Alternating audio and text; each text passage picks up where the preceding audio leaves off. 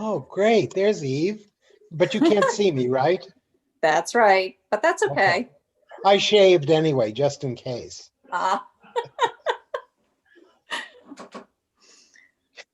So I see the people that I see at the top of my screen are the people that can hear me and that I can speak with, right? Absolutely.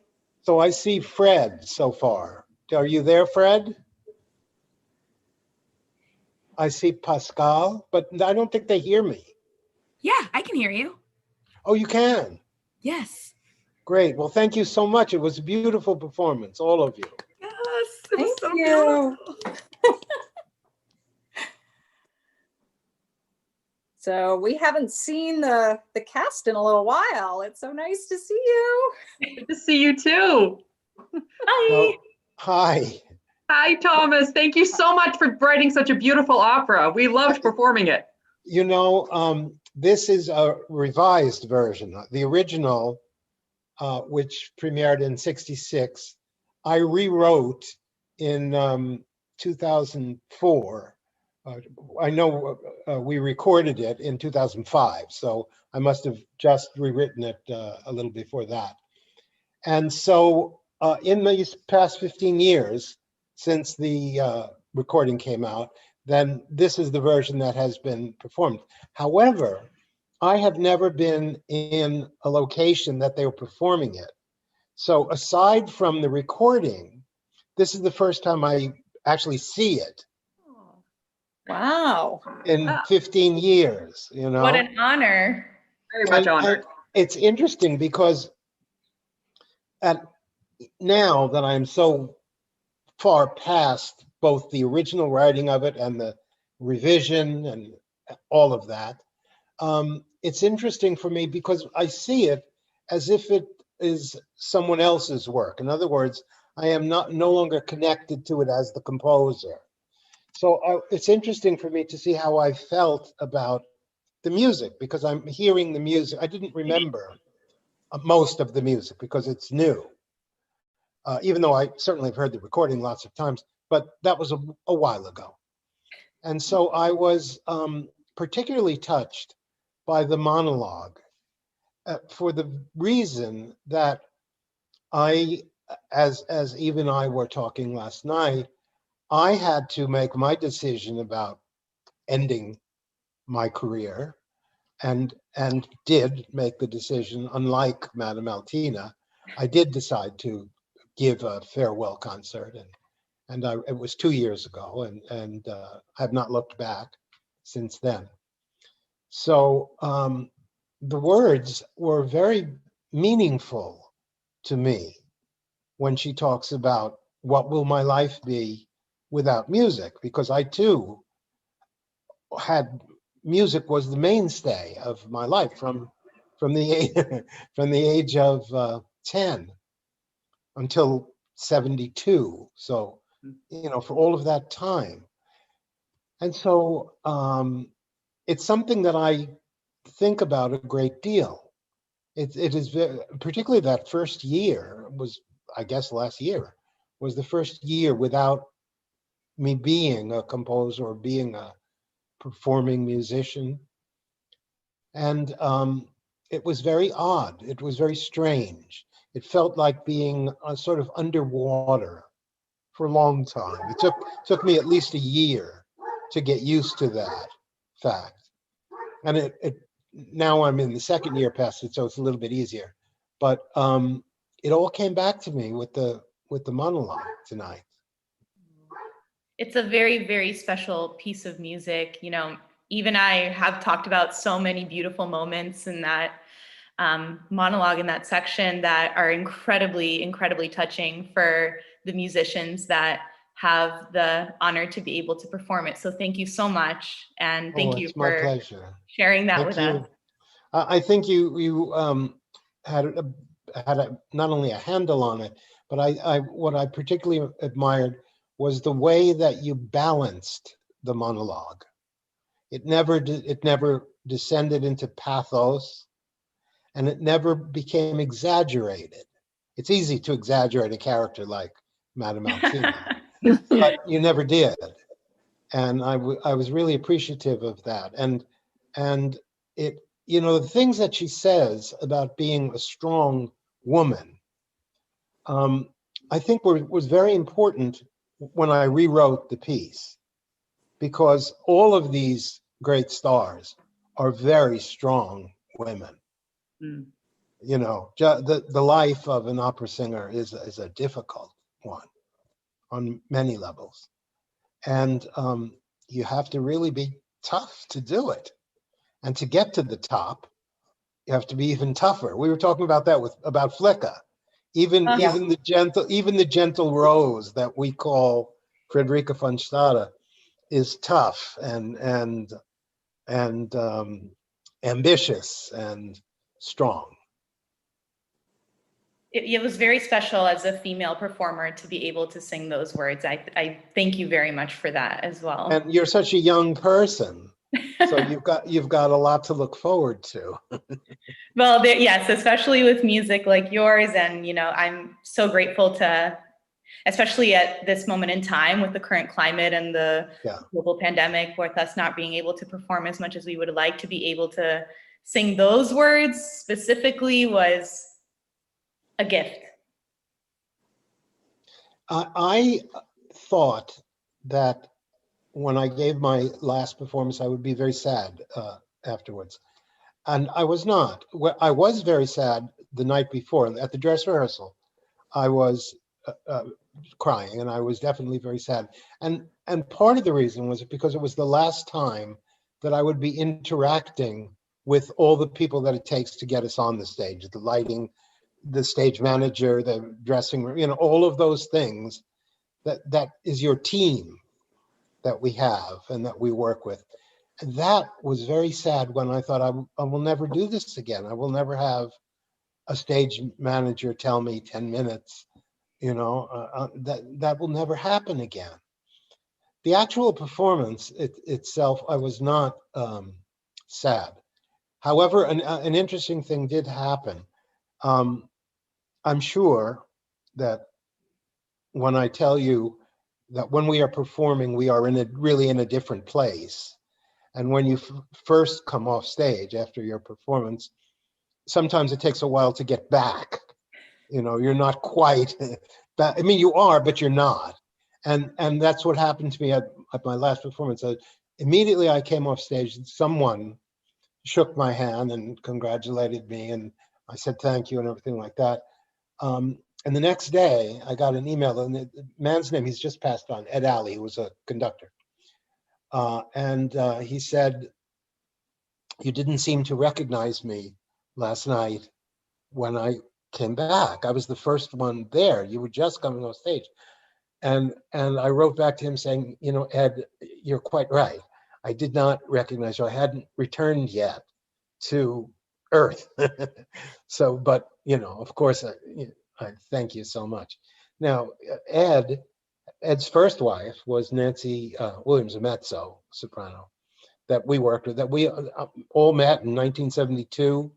We were all at Lake George Festival, and Nancy was doing the title role of one of my operas.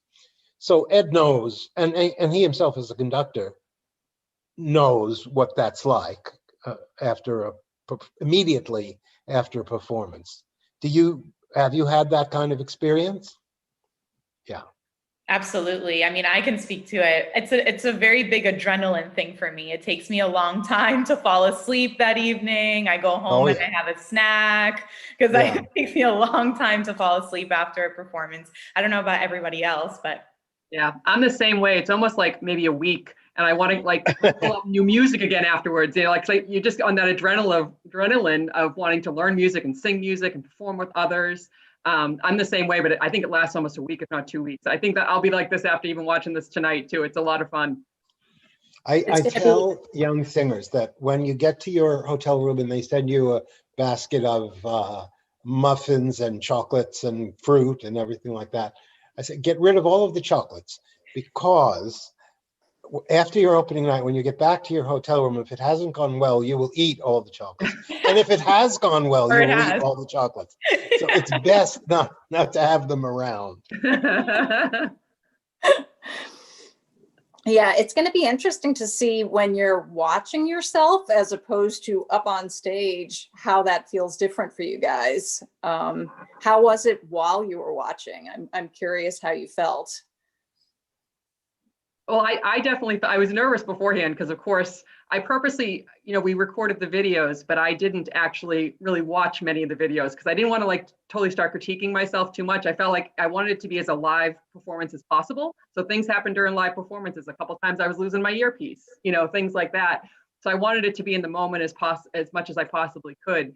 But I was so impressed tonight with the timing of how the video went and me passing things off to Jen. Like there was a couple of moments that when I passed off the glass with the hanger, we weren't even doing it at the same time, like we just did it off of beats and words in the music, and it worked so well. I kept applauding each time it happened. It really was did too. remarkable. Yeah, absolutely. And it was wonderful for me to be able to see everybody else. And I mean, I saw everyone while we were rehearsing on Zoom with sound jack in our ear, but seeing everyone's reactions to my antics was really, I think, one of my favorite. That final pose is iconic. So how did you get Everybody the was ensembles perfect. so tight? The ensembles. I mean, Yeah, each thing had to be done a different way. So we were doing some of the stuff on SoundJack where people had headphones and we were able to hear each other. And then other times we did each person did a track, and then I would put them together. oh, boy, it's a Yeah, lot of work. yeah. It A lot of work was. to do something like that. Right. And my husband, Larry, that you met yesterday on Zoom, did a great job of putting it all together. It's so strange that Tech Week, which usually has one feeling, has a completely different feeling, and it's just all tech now. And I don't get to see a singer and No, but hopefully you'll do this on stage, and it will be interesting to see how you feel about the interactions on stage. For that would be a really interesting discussion. What's it like after having done something in this manner to then going back to physical right. presence? Yeah, because the beginning duet between Ezra and I, we actually could hear each other, but we were both recording into our devices, so we actually didn't see each other either. So it was very interesting to see our responses to each other, which I thought actually were really on point, as to when we were rehearsing and then when we went and recorded it. I was really impressed. There was one funny moment where both of you were losing your earpieces at the same time. It looked like it was choreographed. Totally. It was. Sure, it was. So is this just one performance that you do on virtually? Well, we do it once and then it stays on YouTube for 2 weeks. So people can see it multiple times, or you can tell your friends and have them come and see it. So what do they do? They just go to YouTube and then put in what? La Divina Virtual or? Yeah, La Divina, Opera del West. You mean just anything that has to do with it, and then it'll come up? It will come up. And you just click on it. I see. Okay. Yeah. That'll be interesting for me to watch it again. Yeah. Like that, because I'm sure there are things I missed the first time. It will be up till the Sunday after Thanksgiving. And, originally I was like, oh, we should shut it down before Thanksgiving because everybody's so busy. Oh, never mind. We'll keep it up. It's like, it'll be something fun to do over Thanksgiving weekend. But the YouTube videos that I see they seem to be like permanently up. Right. I mean, there are a number of my songs and symphonies and the operas that are, you can go and check them out. I've been able to do that for a long time. So this is a different thing, that this has a time limit? Well, because I made a agreement with the publisher for a certain amount of time. I see. So it's the publisher that, oh, I see. Okay. I didn't realize that. It's interesting. The publishers have such problems nowadays because, of course, in the digital age, nobody buys music, they can just print it out, so nobody has to do that. But and mostly the publishers, you think of them as not having a heart. However, I'm going to forget the name, but there's a baritone who recorded a cycle of mine, the Oscar Wilde poems. And he wrote to me recently that has this new project where he's putting together songs that Americans have written between 2014 and 2018. And he wanted to include one of my songs. And I did. That was the last 4 years of writing, and certainly I wrote things, but of course they were all published. So I told him, well, it's fine with me, but you'd have to go to the publishers. And I told him who to go to, because Danny Dorff at Bresser is a composer himself, and he might have more sympathy for you. And sure enough, Danny said yes. Oh. So I thought that was, I thought, well, we're making progress with our publishers. Their hearts are getting bigger. Well, I like the guy that I was in touch with, but it was really difficult to reach people at the publishing company. I think a lot of people are furloughed right now, so Yeah. it's a difficult time. I'm going to ask the audience if they have any questions for anybody, either cast members or Thomas or Pascal or me. I'm looking at the chat, and we're getting a lot of bravos and fantastics, and that's lovely. I'm so glad that you enjoy it, and I would love to answer any questions people have. So there's a chat going on. In other words, so somebody can ask you a question right now. Yep, somebody could. We'll so see before the chat comes in, I came in a little late. Sorry, I was having some technical difficulties. But I just want to thank Eve, first of all, for asking me to be part of this wonderful project. This is my third production with Opera Del West. So Opera Del West is kind of sort of my home now, I guess I can say. I got my first lead role with them right out of school. And actually, Mr. Pastieri, I sang Signor Deluso. It was one of my first roles I ever did. In my undergrad, I sang Leon in Signor Deluso, and I used Leon's aria as my English aria for many, many, many years. So, so thank you so much. It's such an honor thank you for to singing be on it. this call with you and to sing it for you. Thank you.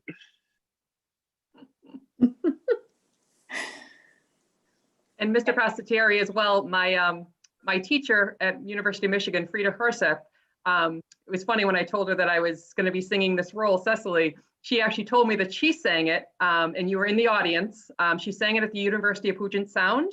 Mm-hmm. And she said that you would come up from San Francisco and we're in the audience, but she couldn't believe that I'd be singing a role, some similar role like that. And we both get to talk to you, which is absolutely fabulous. I remember those performances because there was a very great conductor, and I can't remember his name now. It was at the end of his career, and he was wonderful. But there was a very funny story, which was that in those days, the role of Madame Altina was a coloratura.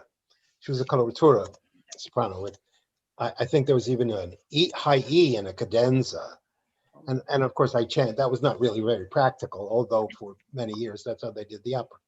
Well, the woman that was singing La Divina had this gorgeous, very, very large woman, and young, and had this gorgeous voice. I mean, she sang it incredibly. And so I was at the dress rehearsal, and she was fabulous, and she was getting laughs, and it was just absolutely perfect. And immediately afterwards, she was in tears, and it turned out that she was crying because she didn't realize that it was a comic opera. She was being perfectly serious, so she thought people were laughing at her. So she was very upset. So we explained to her that it was a comedy, and she thought, and so the next night, which was opening night, she decided she would act, and she was terrible. She was absolutely perfect when she was just herself. Wow. And then all went down the drain. That's the secret.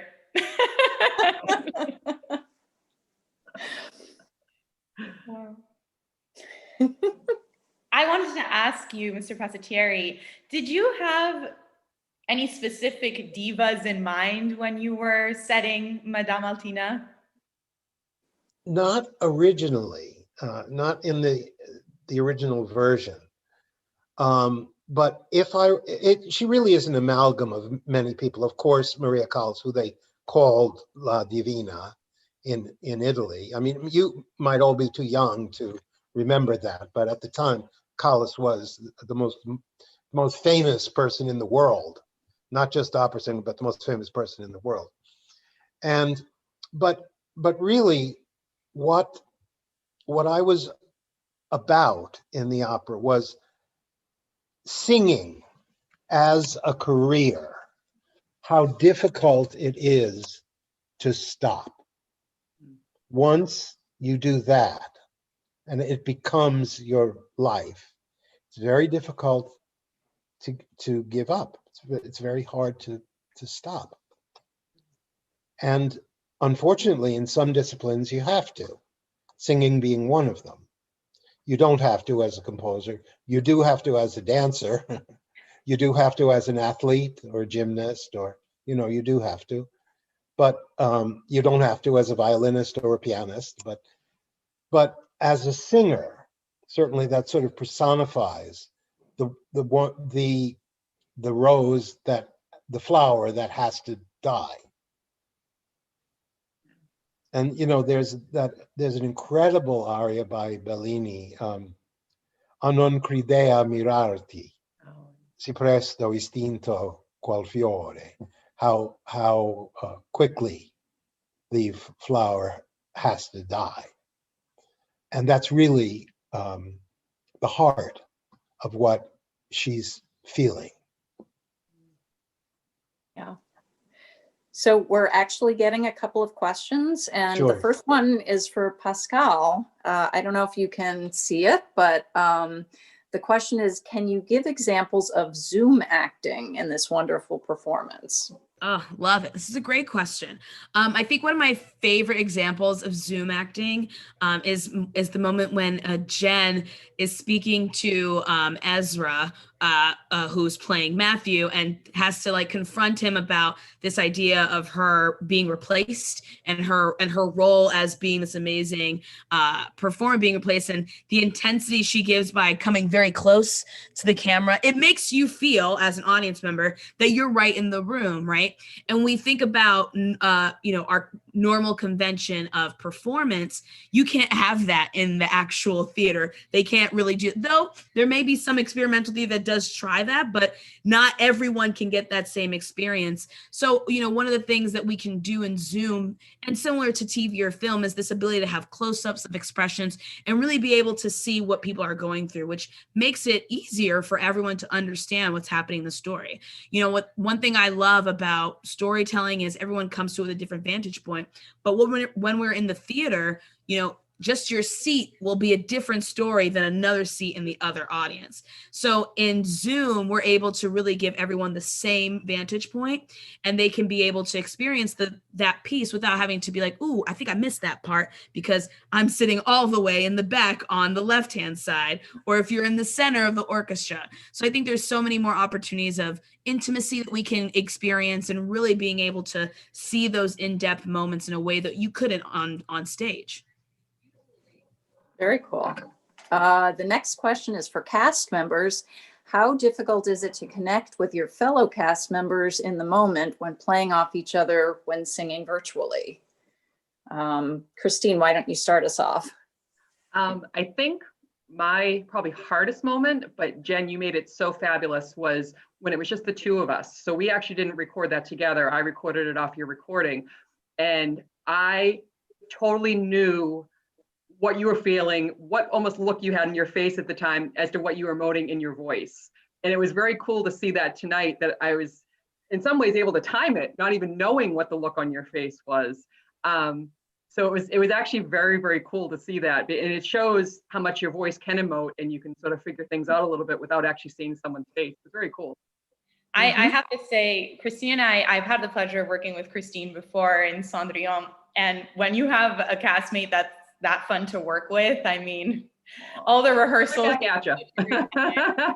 with everyone else, with Fred and Ezra too. You know, we had such a great cast and such a great community of singers. And yeah, Christine, I could hear even though like for that first scene when I first come in, I did have you guys on the audio, so I could hear your breathing reactions, which were fantastic. Just like I could see you imagining what I was doing through your breath. It was really it really shows you how you're such a well-rounded actress. Oh, thank you. I appreciate your that. acting. Glad my breathing spoke. Now, every once in a while, we had to turn down your breathing, I Christine. know. I could hear it in the video when I listened back, but I didn't know what else. Like that was just I was like, like the whole time. When you race back in with the garment bag from the taxi or the limousine, it's like you did such a good job of conveying how wiped out you were from that long trip to wherever, like your bedroom or whatever you went to. It was 2 steps. Amazing. Yeah, I think the Zoom rehearsals really helped. I knew I had worked with everybody except for Pascal and Jennifer, and so having the Zoom rehearsals really helped, especially in the initial scene with Jen and I when she's talking to the conductor, and the conductor has to kind of, you know, he's trying to push back on all of these things, and then you have to kind of see him soften up when he sees the gown and all of this stuff. So like being in the Zoom rehearsal and then seeing, you know, talking through the show was actually super helpful in that, because like Christine said, when I was recording, all I had was Jen in my ear, and that's it. Like that's all I had. So, but it was really helpful because I could envision her facial reactions, and I could base my facial reaction off of her because I had seen her do all of these things. She was super consistent in the rehearsal, so like I knew exactly what she was going to do. I knew exactly what faces she was going to make. I knew exactly how she was going to point at me and point at the score. So that's kind of made it easier virtually to react to that. So I was reacting to, you know, myself in the camera, but I had Jen in my imagination though, so that was really helpful. Feeling is mutual. And I think as artists, these people have such incredible imaginations that it's always possible. Even in the most awkward situations, they're able to sort of remember what happened at the rehearsal, or create it based on breathing, or, you know, whatever it takes, or just the timbre of the voice in that moment. Yeah. And I think our chemistry was so good, you know, when we had our rehearsals, even though we weren't, I think we all agree that when you're in a show together, you become very close with the cast members when you're in person. But I actually still felt that same way, even in this process as well. It was such a supportive atmosphere. We worked with each other very, very easily, you know, giving each other tips during rehearsals. If sound jack wasn't working for one of us, you know, do you have this on? Do you have that on? It felt in some ways normal, even though we weren't in person. So it was very cool. Even from that first day, I think. Yeah. Oh yeah, I agree. that chance we had to see everybody's house, because you guys walked around with either your computer or your phone, and it's like, here's a room, here's another room. And as soon as I saw Jen's chandelier, I knew that had to be the room.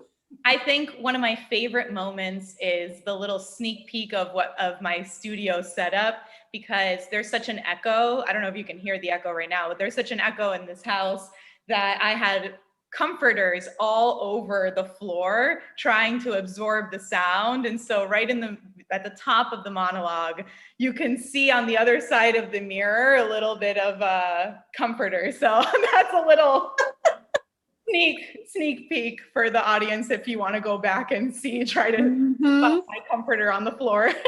Well, I'll tell you, I saw it numerous times. I didn't notice the comforter, so I think you have to look for it. I'm so sorry if I spoiled the magic.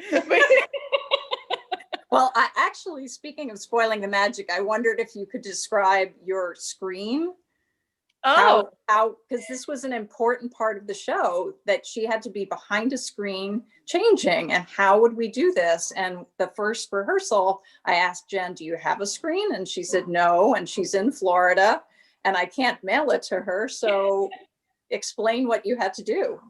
Yes, I'm based out of New York, but I'm currently at my parents' house. And so my mom is an engineer. So she had the idea of having two lamps kind of be side by side, and then she draped a sheet over the top and then taped the sheet all throughout the little crevices of the lamp. So that was all her. I cannot take credit for that idea. But yeah, we've had to fix that a variety of times. I'm happy it at least looked consistent throughout the opera. But you So know, are the rest of you in Massachusetts? Yes. Oh. I used to live there. I just moved to New York. I celebrated my 1 year in New York in September, but I lived in Boston for 8 years before then, which is how I got to know. But Eve was my professor my freshman year of college, and you know, I've done 3 operas with Opera del West. But yes, it's a Massachusetts company. And what part of Florida are you in? Sorry? What part of Florida? Oh, we're in Boca Raton, Florida, Oh, South yeah. Florida. Pascal, Floridians. Yes. Yeah, Pascal's from Miami. Well, I had lived in Florida for 10 years. Oh, I wow. just returned last year to California. All sunny weather at least. In California. Well, in Florida too, Yes. but different problems in both places. That's true. So I have one other question here.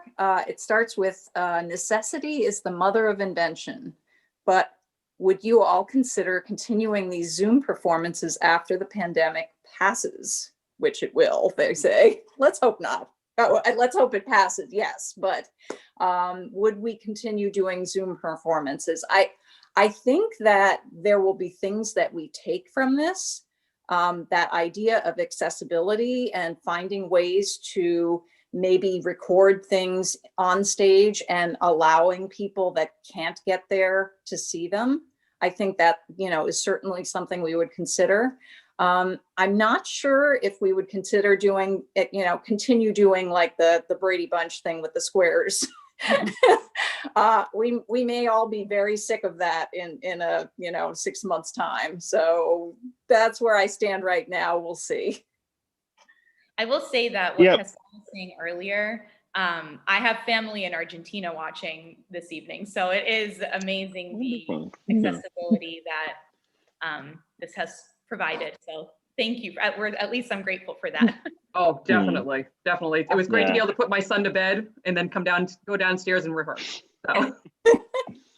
And also, I think this will be great for rehearsals, even because a lot of times, especially if you are like super busy, because I think once things start opening back up, I think hopefully all of our schedules are going to fill up really quickly, and so we're going to be stretched for time. But it'll be easier now that a lot of companies and a lot of opera singers have used SoundJack and other innovative things. If you can find ways to rehearse without having to, you know, travel to another state or another town, or something, you can just, you know, go into your practice room or go into your room wherever and rehearse these things, so that when you come together for like a dress rehearsal, you've worked out so much stuff already, so that you don't have to spend that time. So I think this is what's I think is going to be helpful about that process. I think, but I don't. Yeah, like Eve said, I think people are going to get tired of, you know, Brady Bunch opera. Well, I I'm glad miss that I being in lived long person. enough to see that. Oh. Yeah, that's so true. And I think, you know, I think what's so great about what we do is how we gather people together and provide community. And I think that's, you know, it's so much, you know, Thomas, you're talking about seeing the stage managers and being around those people. Like that's what we miss the most, is that community feeling. And that's Absolutely. something I can't wait for. And I just like Eve said, I think we can take pieces of what we learned in this time so that everyone can understand what that's like. But I can't wait till I get back in a room. I can't wait, even if that rehearsal room is in the basement of any kind of building, I do not care. I want to be there, and I want to touch a music stand that isn't mine. That's a nicer one. I want to be able to hear the music with other people in the room. So that's the most exciting thing. Yeah, I think we're all going to have tears in our eyes the first time we go to a rehearsal with people and stuff. I really do. I almost have tears in my eyes just thinking about it right now as well. Yeah. I do think that if we see something that looks like this again in a couple of years, it will immediately take us back to this time. Absolutely. Definitely. Definitely. Well, thank Um, you all. I have to say, you know, from the bottom of my heart, this was a great pleasure. When I was born, they didn't have television yet. So it's come, so I've seen the television didn't come in, I think, till 1950. And I remember that. And the spectrum is just incredible. The things, you know, that our technical people have come up with is magnificent. So it was so enjoyable for me. Thank you so much. I hope I get to see you all live. that would be wonderful. Us, we Thank would you love so that. much. We would love that. Thank you so much for writing such Thank you. beautiful music for us. Thank you so Thank much. Good night, all. Good night. Good night, Thomas. Good night, Eve. Good night. Good night. So any other final thoughts? Any surprises from watching, or moments that particularly piqued your interest when you were watching it from your house? Trying to think. I mean, I think the trio, like the way that it fit quite well together was really amazing. I mean, bravo, Larry. Really, thank you Yep.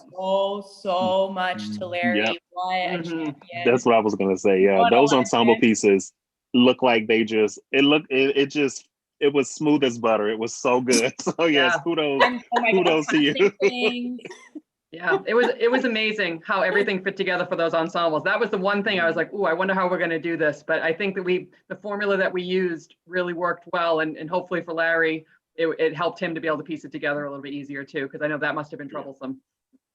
It was tricky. It was definitely tricky, but we got there. We got Yeah. there. Definitely. And I just again want to thank you guys for all the work you put in. And you know, as I said at the beginning, you guys were prop masters and costume designers and set designers. I guess Jen had help from her mom, but you know, and camera people, which none of us had to do before. So I just want to thank you again for all the work and for being a part of this. And you know, hopefully next time we get to do it in person. But it was a pleasure. And thank you, Pascal, for making our company your Yes. first opera company. Oh, thank you. This was such a great delight. You all were fantastic. Brava, brava. And Eve, thank you so much for your so much hard work. You did so many different tracks for us, meeting with us, you know, off of different rehearsals and continually giving singers like us opportunities. Thank you so much. Oh, it's really a joy. Yes, thank you. All right. Bye-bye, everyone. Good night, everyone. Good night. Hey, have a great night.